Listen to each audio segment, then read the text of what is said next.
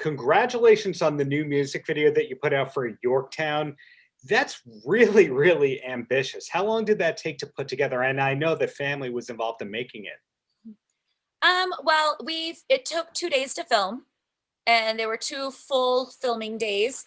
It took a long time to get the cheerleaders together. Luckily, this was pre-COVID, so it wasn't as hard as it would be now. But luckily, we had family that has connections with, stunt coordinators that had all the harnesses and everything that we would need for our stunts. My family has all the equipment we needed, the camera stuff. So it really was just about getting the band to Utah.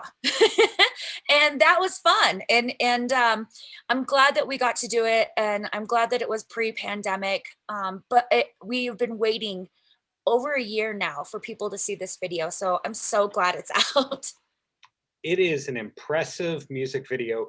And most artists that I speak with slowed down during the pandemic. And I have to say, you two have really stepped up.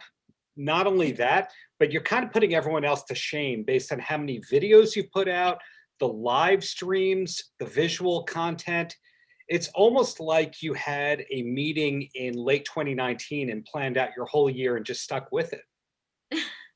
Well, we kind of do. We do plan things like far in advance. We like to, be prepared for things. But I think that the difference between us and some other bands is that we really love being online. We love interacting with our fans. At the beginning of the pandemic, I think that we were one of the first bands that really went on and did a ton of Instagram live streams and stuff like that, just to make sure that we didn't lose that connection, because we are definitely the kind of people that like to stay close with our fan base, and they love us for that. So between that and, again, a love for just being hams and we love doing music videos and stuff like that.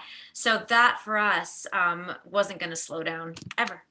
Well, also, when everything first happened, we were supposed to actually release Yorktown last April. Oh. And we put it on hold. So we did put things on hold for a second. And then I found myself slipping into a weird depression, which I'm sure everyone was. And we needed to release something. We needed to work. And even though, no one knew that it was going to go this long, obviously, but Right. People wanted to postpone things till touring came around. And we just felt like we really needed to release something for our fan base and also for us. It gave us a little bit something to live for, something to look forward to, is creating music videos and creating storylines and releasing music and being able to still reach our fan base, even though it's just through audio and visual, not a live show. But I'm super grateful that we finally did this, because it surely saved my pandemic life. So I'm very happy about it. Having this much high quality content already out into the world, does that mean that the follow-up to the Lilith album is done and just ready, or are albums kind of passé to this band? I think that we're still kind of navigating that territory of what to do in a situation like this, when we don't know how long this is going to last. We don't know how long it's going to be before we actually get back out on the road. So I think we're going to kind of really sink our teeth into our new stuff, but kind of leave it up to destiny of how we're going to release it, whether it's going to be singles. I personally really love this whole single thing. I think it gives us something to look forward to, rather than, it's kind of like watching your new favorite TV show. You can watch them all, back to back, or you can wait for the new episode to come out every Friday, which I've been doing that with WandaVision, and it's been nice not to binge something. It's been nice to have something to look forward to. So I kind of like this right now, especially where I think that everyone in the world needs something to look forward to. Well, and one thing I do love about the single releasing singles life, I was going to say the single life, but that's not us. Releasing singles. One thing I do love about that is really put so much time and energy into every single one of these songs. And there's not a lyric in one song that wasn't triple thought. And, we worked really hard together on it. And I think that this has been beautiful to give each of these songs the life that they deserve. And I wish that we could have done that with Lilith. There's some songs on our last album I'm like, oh, that deserved a music video. That deserved a little bit more. But, you know, we're doing it now. And we do have a ton of stuff recorded. We recorded actually in May of 2019. So these songs are old to us. And we are also going back in the studio and recording more. So we'll see how it comes out. But as Carla stated, we're having fun kind of the way it is at the moment. These will all be on an album together, but we don't have all that info just yet. This is intended to fully be a compliment. There's no but to it. And it's that I look at your band and I say, you probably have to work 2 times, if not 3 times harder than everybody else, because you have to have catchy choruses. Your songs have to be heavy. Your videos have to be great. And you can't wear the same outfit twice. I think people have such a high bar for what you do. Is that stressful, or is it that you love so much what you do that it doesn't feel like work? Well, I think everybody should try to work 2 and 3 times as hard as they possibly can. If you have a goal in mind, if you have something that you love to do, if you have a band or whatever it is that you do, I don't care if you're flipping burgers, you better be flipping them 2 or 3 times as best than the next person. I just have done everything like that in my life, and Heidi has too. And I think that's why we're friends. We don't do things half-ass.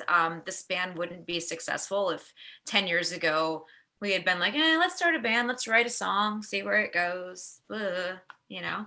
And the thing is, too, is I think the reason it is like that is because we set that bar at the beginning. And even our very first music video that we ever released, Mr. Slow Death, was cinematically beautiful. And the storyline was really cool. And I think that started this snowball effect for us having to kind of one up the last one. And we love it too. We have a hand in it all, a hand in the music videos, a hand in wardrobe, a hand in everything, because this is our baby. And you know, we came from the same kind of world where, you know, people wanted us to look a certain way, told us how to dress, told us how to act, how to wear your hair, how much spray tan you have to have. And so I think this was our voice. And this, you know, from the imagery to everything, this was our voice. No one could change that for us. And I think that was our controlling minds together being like, we've got this. Yeah. But it's been really fun. And I love creating with my best friends. I really appreciate the choices and covers that you make. Specifically, Crazy Horses by the Osmonds. Did you come up with that one, Heidi? Well, I'm from Utah. I'm from Provo, Utah, and so are the Osmonds. And my mom grew up a huge Osmonds fan. In fact, that's the reason she moved to Utah. She was from Wisconsin originally. And so I remember going through all my mom's records, and she had like Air Supply, Styx. She had some really good ones. And then she had all the Osmonds, of course. And I would play all of her albums trying to find something heavy. And Crazy Horses was one of the heaviest songs. I remember, I think I was like in 6th grade, and I would play it over and over and over again. I'd blare it so loud, and my mom's like, the neighbors are going to be mad. But just just really got my blood boiling. And so I told my mom years and years ago, I said, someday I'm going to cover that song. And I upheld my promise. But I thought it was awesome. I thought our rendition was really fun. I love really it. Cool. Yeah. It's fun to perform too. It's almost like a Black Sabbath song that didn't make a Black Sabbath album. But I've never looked at interviews to see what were the Osmonds thinking when they decided to make a heavy album. Have you heard anything about that? Yes. Oh. So when we released Crazy Horses, our manager at the time got a quote from Donny Osmond. So he heard the song, and he said that it was really cool because we were doing exactly what they were doing in the 70s.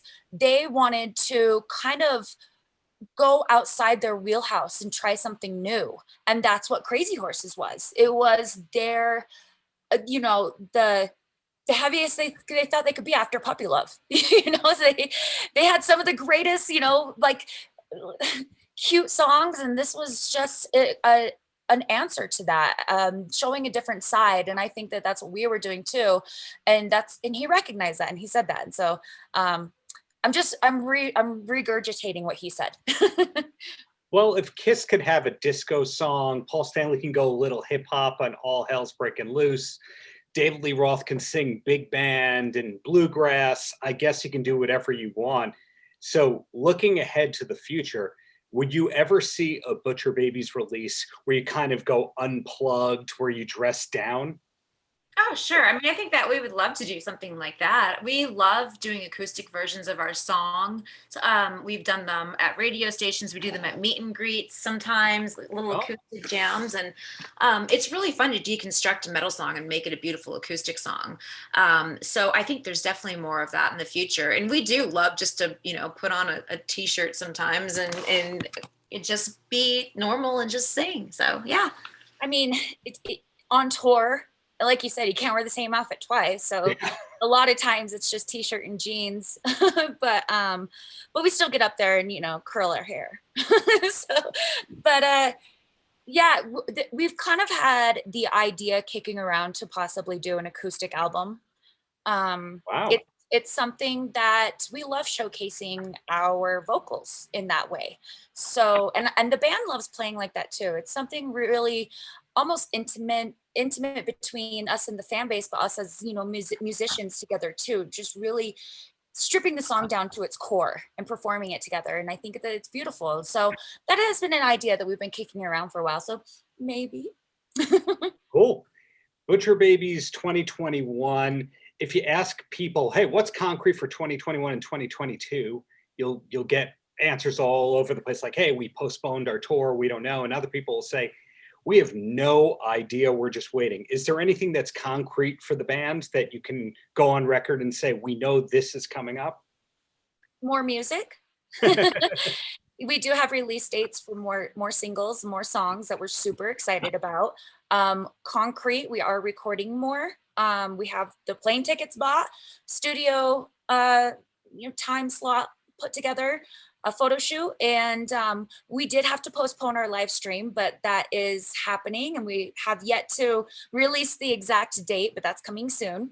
And also, it's not just a live stream. We're doing something really, really special for our fan base that have been with us for years and years and years. So we're really, really excited about it. In fact, when is this coming out? You tell me when it's coming out, Jamie, and we'll make it happen. Then exactly then. Okay, well, we're going to announce it soon anyways, but we're going to do a live stream of our album Goliath, our very first album that we rarely play those songs live anymore. And our fan base, they're rabid over that album. So we've been practicing it, and we're so excited to kind of, revisit the past. We're going to wear our old makeup, and it's going to be fun. We're really excited about it. Wow, those are definitely concrete plans, and I appreciate you telling me that. Now, before the show Wonderama came up, I'm sorry, how did I say that wrong? WandaVision. That's okay. Wonderama? What? I have no idea what that is. That sounds like a fun one too. WandaVision came up. Any other TV recommendations that we can get before I ask my closing question? I really liked The Boys. I watched that through the first half of the pandemic, all the seasons. I love that show. I like the show called Servant, and I love WandaVision. Eating it up. I have not started WandaVision yet. In the background, anything that is crime related, I'm like, all the documentaries, give me all of them. We are in the middle of The Crown right now, and I've been really enjoying that. I'm also in the middle of The Boys, Carla. Yeah. Finally got around to it, so we are totally enjoying that as well. Man, there's been so many great. Oh, The Good Place. Have you seen The Good Place? Oh yeah, every damn episode. Yeah. Jeremy Bearimy. It's forking great. Yeah. So, yeah, that's a good one. I loved The Mandalorian too. Heidi, you watched a bit. I loved that. That was a great couple. Yeah. So, horrible fact. I had never seen any of the Star Wars. I think I saw the very last one that was released. But The Mandalorian made me a fan of Star Wars. So I'm super excited. Yeah, I know, finally. I think the wonderful theme to all this is that both of you, your influences come from highbrow and lowbrow, and you build that together, and that's kind of what your band is. Yeah, totally. That's a really good explanation. We do love the lowbrow shit. It's low key our fave. Exactly. So my closer, and this can be as simple as please go to our website, or it could be actual advice, and that's any last words for the kids? Hey kids. I guess just we always like to say, you know, if there's something that you want in your life, grab it by the horns and go for it. Don't let anyone tell you no. We've worked our asses off to be where we are, and find a good group of friends to do it with, because as we like to say, teamwork makes the dream work. Absolutely. Perseverance, man. Like it's crazy because everybody told us no. Everyone told us no, no, no. People still tell us no, and we've been around for a long fucking time now. So we are just perseverance. Kids, it's never too late to chase your dream. I can't ask for anything better than that. Really looking forward to seeing what's next. So thank you so much for your time, and looking forward to see you live in New York when things get normal again. Yes. Thanks so much. Thank you so much. Have a great rest of the day there. Take care. You as well. Thanks. See ya. Paltrocast.